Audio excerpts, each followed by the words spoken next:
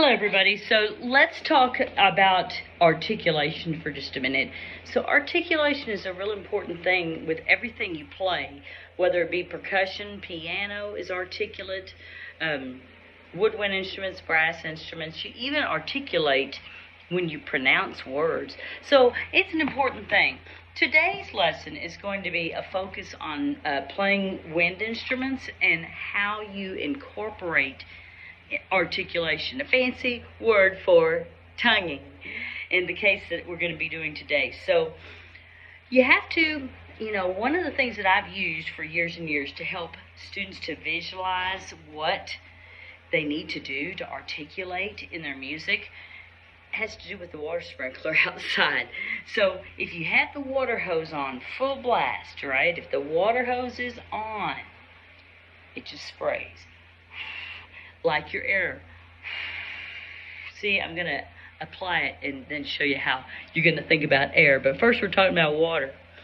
So the water sprays. If you bend the hose, you squeeze it shut, what happens? See, the water stops, right?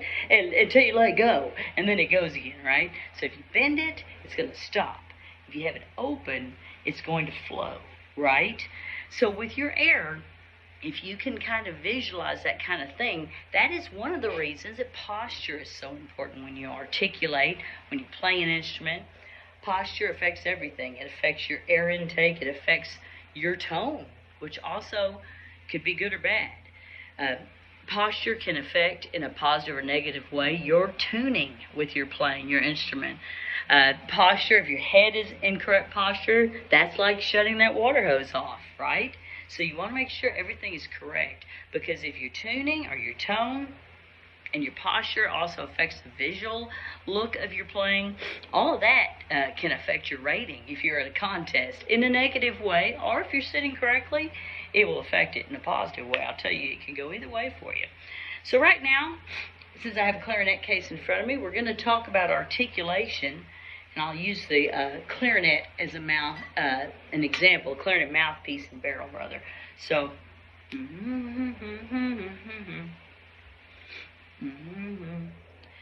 remember when you're putting a reed on an instrument, whether it be clarinet, saxophone, anything that has a mouthpiece where you use a ligature, this flat part on the back is called the table.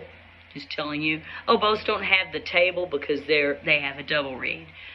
Wrapped with the twine, right? But on this instrument, you have this table. It is very important that you put the ligature on before you put the reed on. Because if you're trying to, however, if you're trying to cram it in this way, that's bad. Because, you got this thin part. If you're going this way, you have a high chance of breaking your reed. So make sure you put the fat part in and then work it down. Get it straight, play with that first, then you can adjust that ligature down, make sure it's below. If your mouthpiece has a line, which most of them do, make sure that you are below that line and that you have your ligature on straight. That's real important, pardon me. It's also important that you don't have the reed on too high or too low. When you're looking at it this way, can you see a bunch of the mouthpiece over it? If so, your reed's too low. Or if you can't see anything at all, see, I can see just a little bit. That's good. But if you can't see anything at all, it may be on too high. Make sure it's straight and square and flat on the table. And then remember, your screws, I'm a mirror image of you. Your screws should be on the right no matter what style of one of these things you have. There are so many different styles of ligatures out there these days. There's ones made of metal, they're gold, there's silver, there's one screw, there's two screws, there's leather ones, all different types. Just make sure your screws are always to the right. They never think about the left-handed people. They always have the screws to the right. So make sure you have it on the correct way. It's not flipped around the wrong way or upside down, because that affects how it's held on. Now, as far as articulation, got all that set up, let's talk about what you do without an instrument. Say this phrase for me. Tip of the tongue to the top of the teeth. I know these lessons. You know, you can't buy this kind of entertainment with every teacher. But hey, you're stuck with me, right?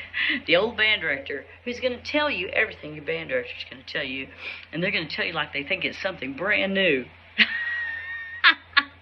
None of it's new. Okay, but all of it's tried and true. So just go with them, okay? And then come in, we can laugh about it together. They're going to say, tip of the tongue to the top of the teeth. Most likely someone's going to tell you to say that. And when you do, now this is the weird part of this video, right? Because I'm about to stick my tongue out at you. The tip of your tongue. You need to think about what you're saying and feel that tip of the tongue hitting the roof of your mouth right where your teeth and your gums meet. Tip of the tongue to the top of the teeth. So you're not going to say it like you're a lizard. You're not, if you do, you know, I see flute players trying to do that. You look like a lizard. And you're not putting your tongue to the top of your teeth, getting that clear sound we want. If you're tonguing, also be careful not to thrust your tongue and have it on your bottom row of teeth. I've had people try to tongue down their bottom row. That doesn't work correctly either. It has an odd sound, and it makes the sound kind of uncontrollable. So we want the tongue up here, not in the back of the roof of your mouth, though, right? Where the teeth meet. Tip of the tongue to the top of the teeth. Now, try this with air instead of the phrase. Go.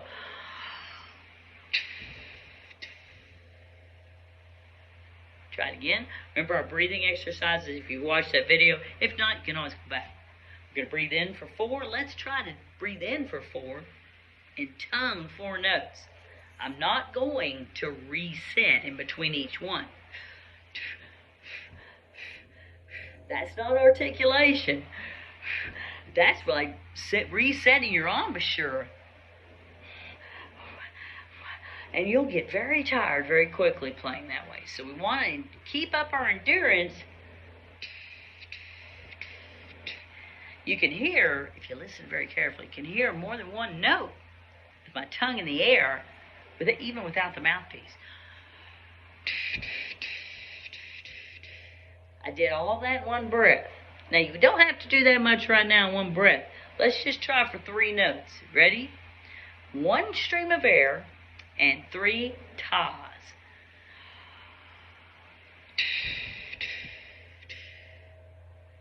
Hopefully you got that. Now, I'm going to try with the clarinet mouthpiece. Now, ladies and gentlemen, when you play on part of an instrument, which if you start band at any place, any grade level, you're going to, this part of the instrument's important for you to sound a certain way, but it does sound funky, okay? Just brace yourself. When your whole class does this, y'all are going to laugh because it's going to be louder than all get out. Okay, so here we go. Make sure your bottom row is over your bottom, a lip rather, is over your bottom row of teeth, but not pulled in. We need to see some pink, so just a little over. And then with your teeth, of the top row, you're just going to shut your mouth. It's going to go about there.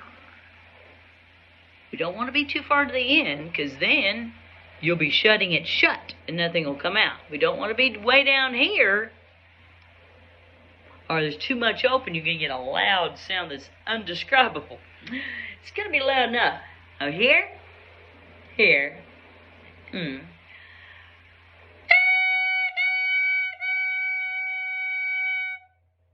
I had 1 steady stream of air. The tone you're wanting is the tone I play.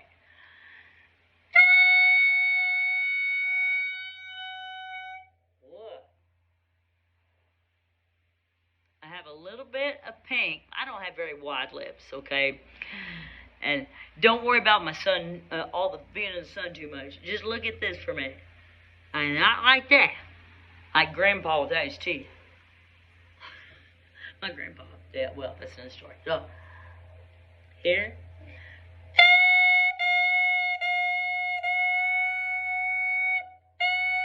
My tongue is just touching, and then I pull back inside my mouth. I'm keeping the air going. I don't touch it very hard. I just touch it a little bit, okay? And then I pull it back, kind of in the middle of my mouth, let it do a hovercraft thing.